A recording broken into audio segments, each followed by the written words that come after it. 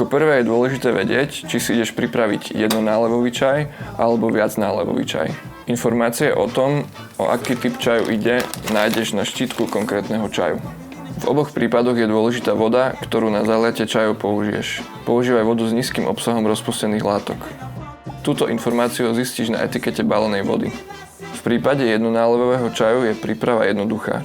Vysypeš malý sáčok do sytka, zaleješ vodou s príslušnou teplotou a luhuješ podľa potreby.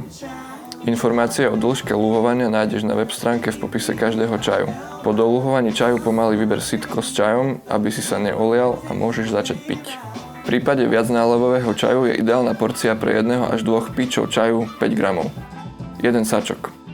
Zohrej zhruba pol litra vody na príslušnú teplotu. Ak nemáš kanvicu, ktorá meria teplotu vody, po zovretí nechaj vodu v kanvici s otvoreným príklopom odstať.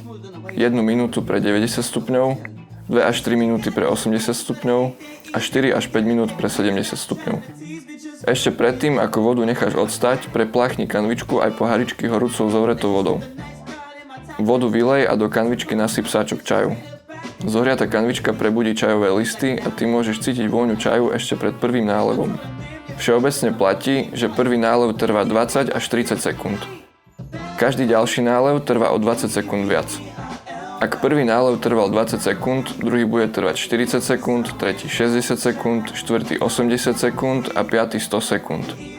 Dĺžka luhovania záleží od čaju aj množstva vody. Ak čaj pijete dvaja a do kanvičky naleješ viac vody, čas luhovania je približne o polovicu dlhší. Prvý nálev trvá 30 sekúnd, druhý nálev trvá 60 sekúnd, tretí nálev trvá 90 sekúnd, štvrtý nálev trvá 120 sekúnd a piatý nálev trvá 150 sekúnd. Jedna dávka nášho čaju zvládne 3 až 6 nálevov, pričom chuť čaju sa pri každom náleve mení.